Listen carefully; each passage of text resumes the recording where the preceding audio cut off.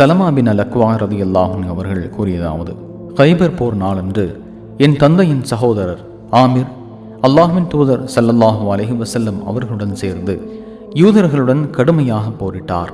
அப்போது அவருடைய வாள் முனை அவரையே திருப்பி தாக்கிவிட்டது. அதனால் அவர் இறந்து விட்டார். அப்போது நபி தோழர்கள் சிலர் இது தொடர்பாக பலவிதமாக பேசிக்கொண்டனர். அவர் மரணம் தொடர்பாக சந்தேகம் வெளியிட்டனர்.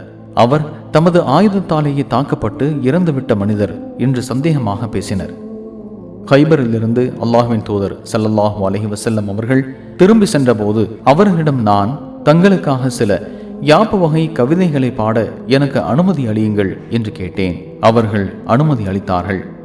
அப்போது உமர் பின் ஹத்தாப் ரலியல்லாஹு அன்ஹு அவர்கள், நீ சொல்ல இருப்பதை நன்கு கவனித்து சொல் என்று கூறினார்கள். அப்போது நான் பின்வரும் யாப்பு வகை கவிதைகளை பாடினேன்.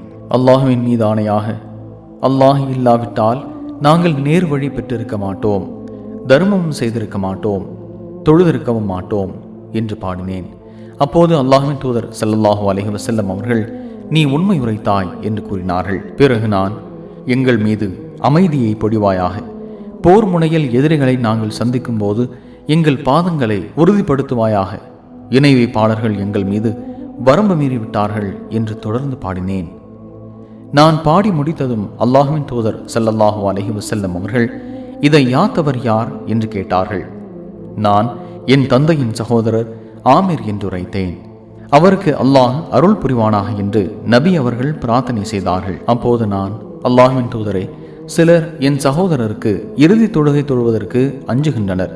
அவர் தமது ஆயுதங்களாலேயே தாக்கப்பட்டு தற்கொலை செய்து கொண்ட ஒரு மனிதர் என்று கூறுகின்றனர் என்று சொன்னேன்.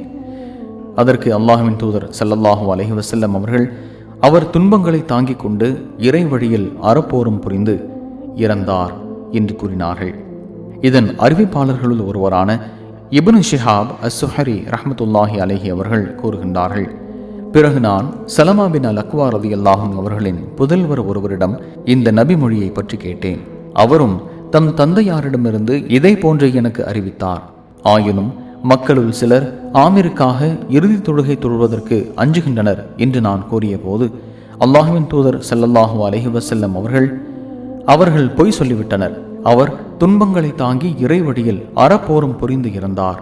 அவருக்கு நற்செயல் புரிந்த நன்மை, அறப்போர் புரிந்த நன்மை ஆகிய 2 நன்மைகள் உண்டு என்று கூறியபடி தம் 2 விரல்களை இணைத்து சுட்டி காட்டினார்கள் என்று அவர் கூறினார். சுனன் நசாய் 3099.